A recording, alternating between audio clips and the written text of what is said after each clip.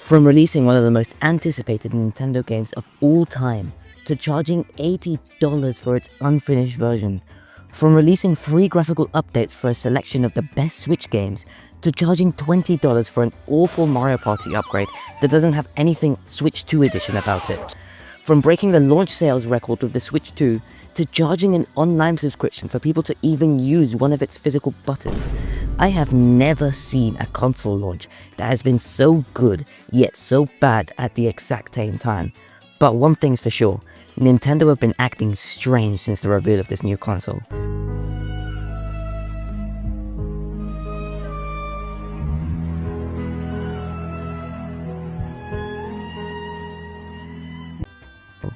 I've had the Switch 2 since the day after launch, and I've had a lot of fun with it, don't get me wrong. But is it worth buying one in its first year of launch? If you're considering buying a Switch 2, but don't know if it's worth getting it now or in later years, this video should hopefully make your decision easier, because I'll be going through a list of things that are peak about the console, and a list of things about the console that are complete scams. Things to avoid wasting your money on if you get a Switch 2. So, without further ado, let's just get straight to it. Starting off with something peak, Donkey Kong Bonanza is among my top 3 when it comes to best 3D platformers of all time. I'm not even joking. The amount of creativity put into this game is simply spectacular. The animations are on another level compared to previous Donkey Kong titles, and the fact that you have to use the terrain gimmick to find most of the bananas in the game takes Odyssey's moon hunting gimmick and makes it 10 times more fun. It also stays to its theme as a Donkey Kong game, with tributes to the series found in every layer. But while the base game is peak, the DLC is a bit of a rip-off. It's a bit of a scam. I mean, the inclusion of DK Island is, yeah, it's cool, but it should have been bundled in with the base game. It's like having to pay $20 extra for Odyssey's Mushroom Kingdom, which came included with the game, by the way. And let's not forget that Odyssey was cheaper than Bonanza in the first place. I personally wouldn't recommend bothering to get this DLC unless you have a crazy desire to try out Emerald Rush, and to be honest, it's not actually that good. You know how much I sacrificed? Now, let's talk about that controversial game everyone talks about when they talk about Switch 2, Mario Kart World.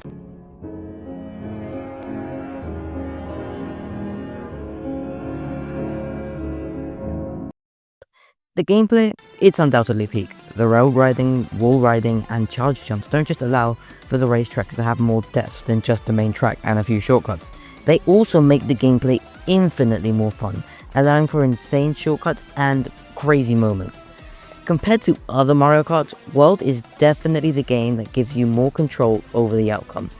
Even if you get spammed with items, you feel like there's always a way to come back if you have the skills to do so.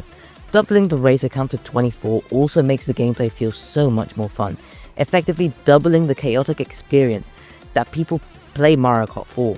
Knockout Tour is also an insane game mode, making use of the open world for races with a different style of gameplay, where the focus is surviving the checkpoint and making it into the top 4. But as much as I love Mario Kart World's gameplay, I can't justify that price tag. That's a scam. Maybe I will justify the price tag in the future if they drop a DLC, but in its current form, Mario Kart World is just not worth 80, I'm sorry. How can a game that has 30 tracks, plus 2 extra game modes and intermissions in Grand Prix that honestly are just straight roads, be $80? I really hope Nintendo add more to this game soon, and it better be cheap. No. Wait. But of course, we don't just have to talk about the new games. We also need to talk about the Switch 1 games that have upgrades on the Switch 2. And I've got to say, all the Switch 1 games that I've played that have free upgrades look amazing on Switch 2. With smooth frame rates, high definition graphics, more populated world, and brilliant colours. Scarlet and Violet looks only half as awful as it did on Switch 1, which is a huge upgrade. But my favourite improvement out of the games with free upgrades has to be what they did to 3D World plus Bowser's Fury. The improved colours and resolution really revive these games from a visual perspective.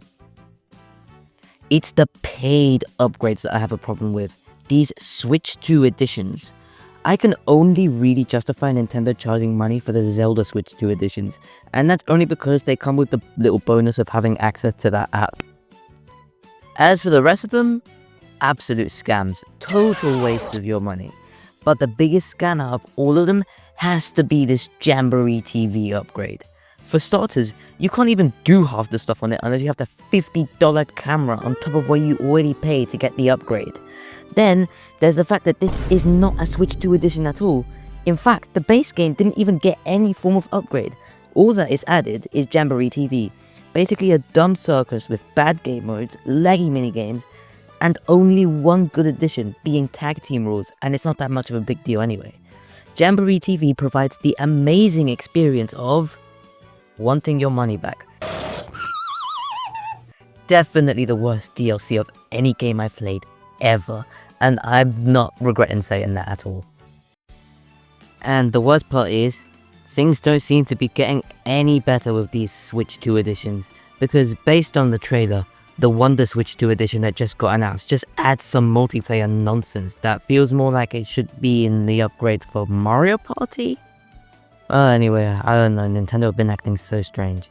So apart from Zelda, I wouldn't bother getting any of these current Switch 2 editions. GameShare is peak though.